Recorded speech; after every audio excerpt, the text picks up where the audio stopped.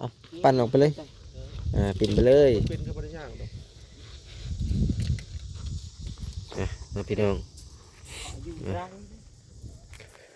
ป้อนตัวนี้เข่าปิ่นลงเลยได้เบิ่งสิลองเบิ่งเอาเบิ่งดูเฮ็ดได้ให้มันถึกกับมันปลามัน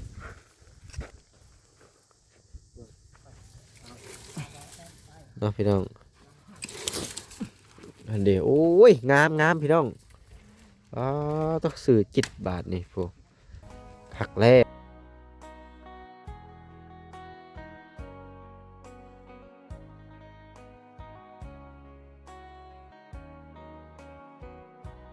ทางน้องเพิ่นกะผู้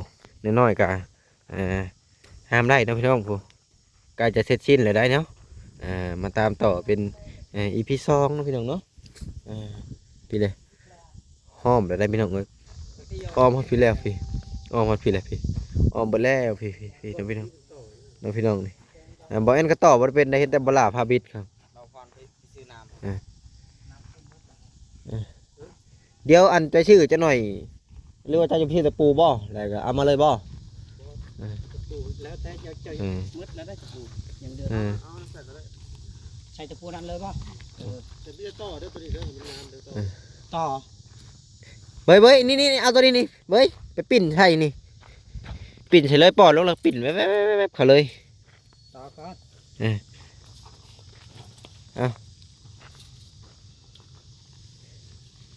เดี๋ยวตัวนี้ต้องเฮิงได้ต้องใช้เวลาเดี๋ยวแม่นเอามุนเกี่ยวไปสิเขา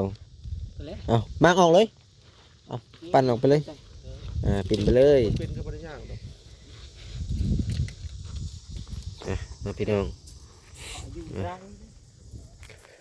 ป้อนตัวนี้เข่าปิ่นลงเลยได้เบิ่งสิลองเบิ่งเอาเบิ่งดูเฮ็ดได้ให้มันถึกกับมันปลามัน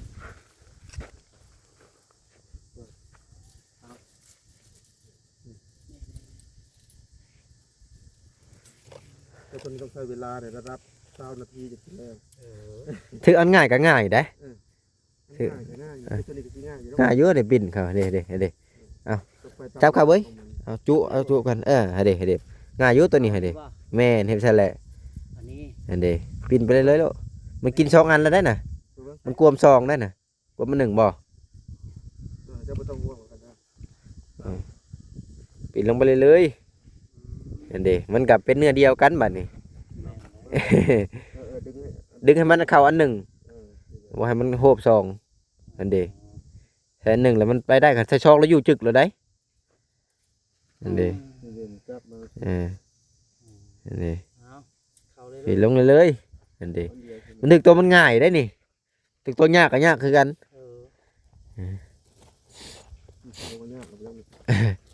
ปิดลงไปเลยบอตีนมันห่างออกนะต้องดึงตีนมันเข้ามาเจ้ามีฮู้จักนะว่าเทคนิคมันใช่แหละปิดลงใช่แหละอันเด้เกี่ยววับอันเด้สิแล้วเลยเด้มันก็บ่ใช่เวลาลายไปได้ตัวที่มันบ่ยากก็ยุ่งตุ้งตัวที่ยากมันปิ้นบ่ได้ลงเลยตัวมันยากนะเนาะอันนี้เริ่มเป็นอันเด้เทคนิคในการต่อได้พี่น้องเอ้ยบางคนต่อบ่เป็นก็จับจุ่มเข้ากันเลยได้ตัวหัวมันก็สุดแล้วแม่นอันนี้ก็มัดไว้แม่นแล้วก็จับพบกันเลยอันเด้เป็นเนื้อเดียวกันบีบเข้ากันแล้วบ่หัวมันบนต่อบีบเข้ากันเนี่ยอันเด้ก็บ่ได้ยากได้มันต้องมีเทคนิคนะพี่น้องเฮ็ดหยังก็ได้ที่ใช่แต่ความรุนแรงบ่ได้เฮ็ดหยังก็ได้ไม่ก็คือกันวิธีการเราคือโหลดบางคนไม่ง่ายเขาขึ้นง่ายก็เลยบางคนโว้ยปั้มเหือแตนได้เพื่อจะได้ดิน้องพี่น้องงามแล้วบ้านนี่บ้านน้องอเบยเต็มไปด้วยตะนางและตะข่ายน้องพี่น้องเนาะฝั่งลาวจะเอิ้นง่ายๆว่าตะนางฝั่งไทยเพิ่นเอิ้นตะข่ายน้องพี่น้องแต่สำหรับบ่แอนมักเอิ้นว่าตะนางน้องพี่น้องเนาะไปเบยไปปั้นเอาเบยทางหน้าผู้ปั่นออกไปเลยผู้ไปปั่นตัวหน้าผู้น้ำน้องผู้ไป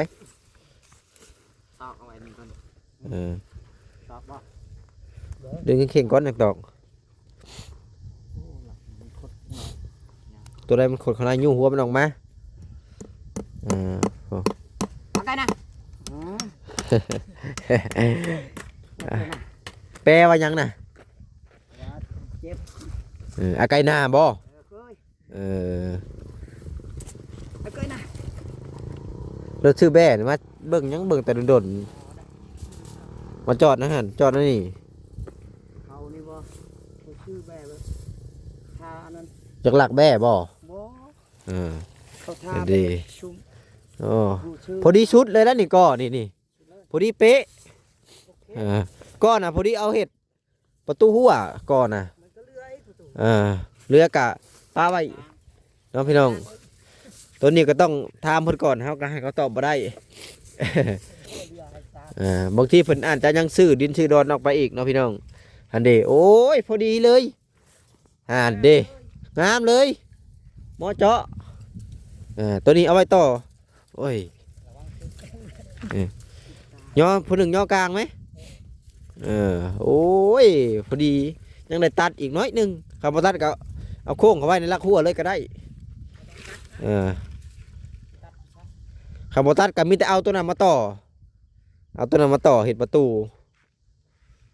ตอกแล้วก็จังว่ากันประตูไปจับกลางพุ่นเอามาตอกไว้ตัวนี้บอลจังบล่มอะไรเขาจังดึงมาเป็นหยังข่าวนอนว่อนคืนนี้คือว่านอนแต่ไม่เว้น แต่ว่าเจ็บหัว เจ็บหัว แม่นี่แม่บอกให้ไปห้องหมออยู่ยังไม่ได้ไป ไป เนาะพี่น้อง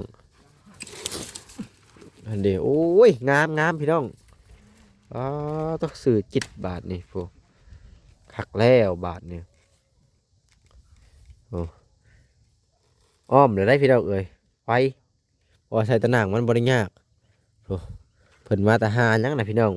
เบิ่งผมไปมาแต่หาจักจั่นบ่เบิ่งจะถามเพิ่นก่อน มา เพิ่นมาแต่หาจักจั่นบ่ทางนั้นเนาะ ระวังเขาไหม้เด้อ เบิ่งถามเพิ่นก่อนมาแต่หาจักจั่นบ่หรือว่าหยังบ่รู้ว่าเพิ่นมาแต่หาหน่อไม้บ่ แม่นแหละ คือเห็นเอาในคลิปบ่พอดมื้อน่ะบ่แม่นคนนี่บ่แม่จอดถามน้องอเบยน่ะเบิ่งถามเพิ่นก่อนมาแต่หาอีหยังอะน่ะ มีจักจันเขาสิขายจัก มีจักจั่นคายบ่มาแต่หาหยังเนาะหาหน่อไม้บ่มาแต่นาเฮ็ดนาแซงบ่เกือบพอดีกับเขาเลยบอกไว้ พุ่นนี่มาจากกรุงเทพบ่เนาะคือว่าพายกระเป้เนาะพี่น้องเป้กระเป๋า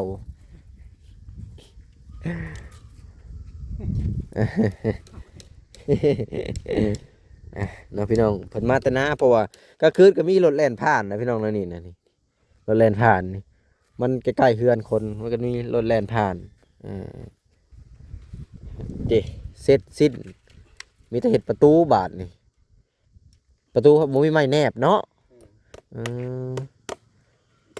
จังเลิก จะหน่อยก็ให้เจ้าเอาไม้มาค้ำหัวมันค้ำตัวนี้กับตัวนี้อยู่บ่ให้ตัวนี้แวบเข้าในหั่นนะแล้วน่ะก็ค้ำไว้เนาะพี่น้องสุกน้ำราด ว่าไปตาสงสารเนาะจะหน่อยไปกินข้าวชื่อมาดอก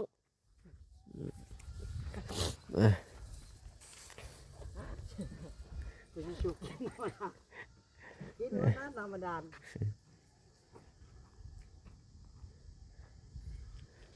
ตอกเลยคือบอกมาดึงอยู่นอกครับเอามาดึงอยู่นอกพี่มันดึงมาได้แล้วอยู่ในเดี๋ยวดิก็คักเนาะเป็ดไก่เข้าบ่ได้ได้นี่เป็ดไก่เข้าบ่ได้ได้นี่ เข้าได้แล้ว ถ้าตัวน้อยถ้าตัวใหญ่มัน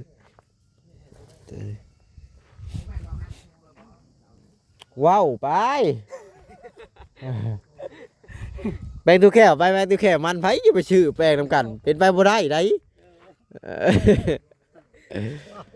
FC สั่งมาสั่งแหน่เครื่องนะคือว่าเสื้อลายโตจนไปข้างในเบิดก็ชื่อมาให้ลายสุดอยู่มือน่ะเสื้อกีฬาก็2สุดโพ เราบอกใส่ สุดธรรมดาอีกก็ซื้อมาให้ส่งก็ซื้อมาบ่มักใส่บ่หรือว่าจังไดตีขบวนกลางไอ้ตีจิกเขาได้นี่เราต้องตีนี่กับปัดแกลบเขาได้นี่มันจังบ่ออกบีบแกลบมุนค่ะมันเข้าไปดอก มีวะ บ่เห็นไปสิได้ก็ได้นะมันให้มันอยู่นี่ นี่มันก็อยู่ไปสินี่อยู่ไปนี่ นี่มันใช่แหละมันจังอยู่ นี่เนาะ แม่นต้องตีไปซั่นมันจังอยู่ แนบใส่เลยเนาะ แม่นให้มันตีแก็บเข้าไปเลย ตีจำโลดมันยังบ่ทันจะจำมันจะโคตรก่อนเลย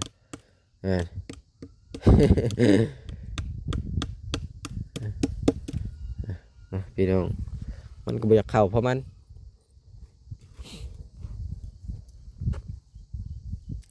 ปิ้นเข้าในกลางมาแหละโอเคไปใส่แหละเห็นดิตอกจำโลดพูดน้อยๆนะ โอ้ หลุดเนาะดึงให้เข่งด้วยครับ ดึกคือ ขีนตาพอแล้วจังหน่อย บ่แพงตะปูใหญ่ ยับขึ้นอีกยับขึ้นทวมเนาะ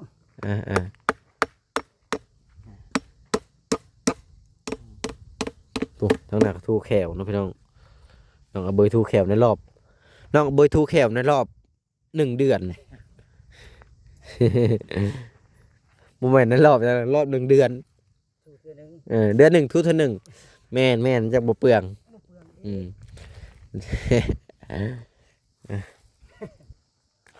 บ่เปลืองได้พี่น้องงามแล้วบัดนี้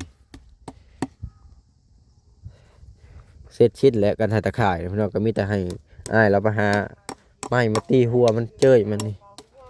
ไม้น้อยๆเอาแค่นี้เพิ่นก็บ่ให้ตีไม้น้อยๆนึงเนาะ ให้เอาเว้ยไป เด้ไม้คูณนี่เด้นี่ตัวน้อยๆ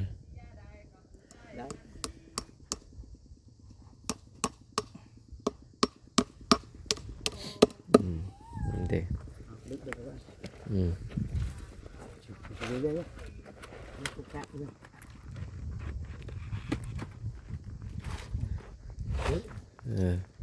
ดึกตีน ไปเข่งแบบนี้ดึกตีนมันเข่งอันเดตีนมันอยากเข่งมันอยากเจิดออก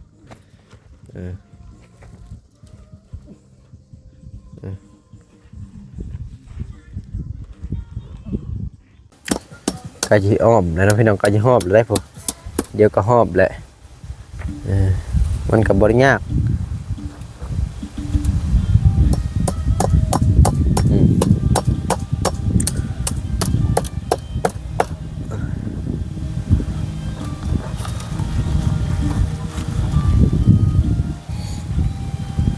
ขักแล้วเนาะพี่น้องบอกเอ็นก็อยากได้เด้ตะข่ายนี่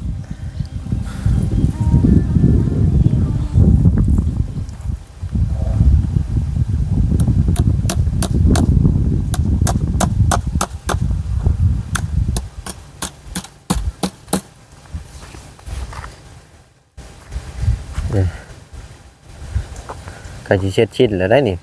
ใช้เวลาไปประมาณชั่วโมงกว่าๆเนาะพี่น้อง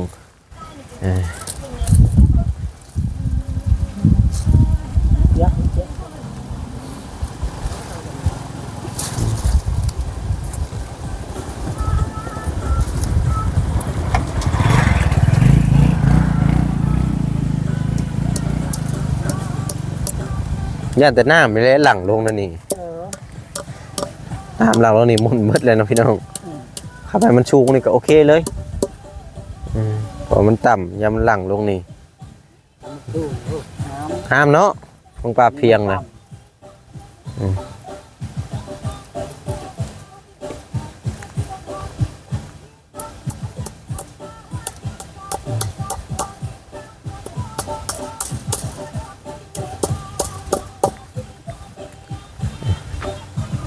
พอดีอยู่กระตับกันเลยเย็นนอนขึ้นเย็นคักเลยบรรยากาศมันเย็นเด็กเห็นบรรยากาศมันได้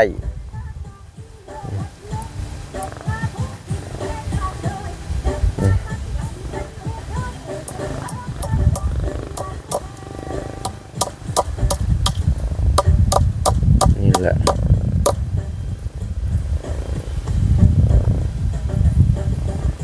บุ้ยไม่ดีอยู่เนาะเห็นประตูไม่ดีกว่าแปรนะ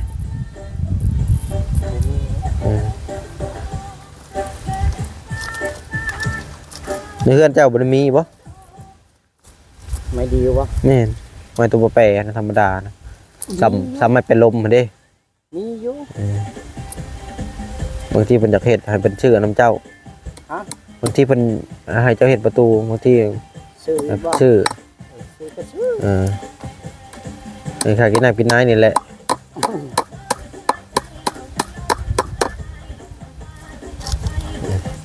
กายสิรอบแล้วได้นี่มื้อนี้สิได้เฮ็ดบ่เนาะนี่ บ่แล้ว บ่หลาบ่ได้มาเนาะโอ้บรรยากาศฝนสิตกเลยพี่น้องเย็นแฮงกันเลยมื้อนี้บรรยากาศได้โคตรได้เลยถ้าเป็นมาสิทุกมื้อนี่ก็พออยู่อากาศอันนี้โลนบัดร้อนก็ร้อนบัดหนาวก็หนาว คือมีว่าดีบ่ไหวเนาะ วานนี่แดดหรือวานนี่นะมื้อซื้อนี่แดดกว่าเมื่อวานนี่บ่ปานใดมื้อซื้อนี่ป๊อดตะ อันนี้ใครแน่ มื้อนี้บ่วอยเข้ากันแล้วบรรยากาศครับ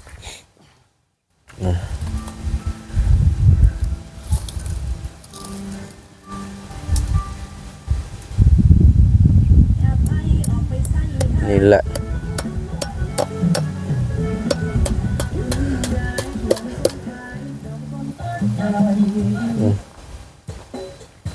ได้สิเสร็จชิ้นแล้วเด้อพี่น้องเอ้ย ยองเลยเว้ย โอ้รถไผมาอีกนะพี่น้องรถเที่ยวหลายแต่ทางเนาะโอ้เราจะจวดมา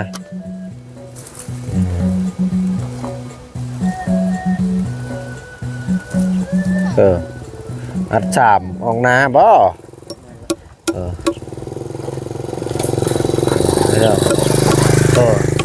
ออกนาสิ่งขนาด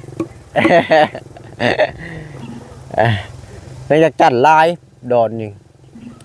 เนอะโอ้เสียงหน่าโยโพจักจันลีนะพี่น้องเนาะโอ้อยากกินเด้คือแซ่ตรงเพราะมันป่าใหญ่ดงใหญ่มันเป็นป่าสงวนของรัฐบาลนะพี่น้องป่านี่ป่าสงวนแต่พี่แล้วก็วิทย์บ้านตัวนี้ไปกับป่าสงวนบัดจนฮอดพูดเลยตัวเมืองชนนะพี่น้องตัวนี้ตัวมันจะต่อกันเมืองชนกับเมืองพารานนะพี่น้องต่อกันเซตมวกมันต่อกันมันจะบ่ค่อยมีให้มีนาคนมันจะมีแต่ป่าส่วนหลายนะพี่น้องนี่แหละกล้วยมันกิโลก็ลายแท้นี่เฮ็ดปวกออกกันมาโคตรลายเลยแถวนี้คนว่าแถวนี้มีเฮ็ดปวกลายบรรยากาศเลาะป่าเลาะดอนให้เบิ่งก่อนนะพี่น้องบางที FC อยากเห็นป่าดอนธรรมชาติเนาะนี่แหละธรรมชาติกันเนาะพี่น้องเนาะมุมเพื่อนของน้องอเบยคักอยู่โทรศัพท์กับเปลืองแบตนะพี่น้องเลยพรก็ยังบ่ทันเบิดซ้ำเงินโทรศัพท์ก็ได้ยืมเงินทางแม่เพิ่นมาซื้อก่อนเนาะพี่น้องเพราะว่าบ่แอนบ่มีเงินซื้อเพราะว่าถ้ามีเงินนี่ก็โอ้พรเนี่ยเพิ่นเบิดแล้วปานนี้อันนี้บ่แอนพรเอาคืนนี่ก็ไผนี่ลูกวัดเพิ่นดังอันเพิ่นต้มไข่เนาะพี่น้องวานนี่นี่แหละสร้างเพิ่นเฮ็ดอยู่นะหั่นเนาะพี่น้องเนาะบ่คักอยู่เนาะพี่น้องเนาะเพราะว่าแล้วตอนนี้เนาะพี่น้องเสร็จสิ้นการใส่ตะข่ายบ้านของน้องอเบยเป็นที่เรียบร้อยแล้วเนาะพี่น้องจังได๋ก็ขอบบุญขอบคุณทางผู้ใหญ่ใจดีที่ยื่นมือเข้ามาช่วยเหลือทั้งน้องเพิ่นเนาะก็ขอให้เพิ่นอยู่ดีมีแฮงความเจ็บบ่ให้ได้ความไข้บ่มีปีใหม่นี้ปรารถนาสิ่งใดขอให้ได้สิ่งนั้นสมดังมโนหวังอันตรายอย่ามาผ่านม่านให้อย่ามาใกล้ขอให้มีแต่สิ่งดีๆหลั่งไหลเงินไหลน้องท้องไหลมาเด้อ FC เด้อเบิดสู่คนเนาะสำหรับคลิปนี้บ่แอนก็จะขอตัวลำลาพ่อแม่พี่น้องไปก่อนเนาะเอาไว้พอกันคลิปหน้านะพี่น้องเนาะปีใหม่นี่ก็โอ้สิมีเงินเล่นปีใหม่บ่พี่น้องเอ้ยบุญผู้ใจดีโอนเงินมาให้รุ่นปีใหม่บ่เนาะพี่น้องเนาะไปก่อนพี่น้องสบายดีแหละสวัสดีพี่น้อง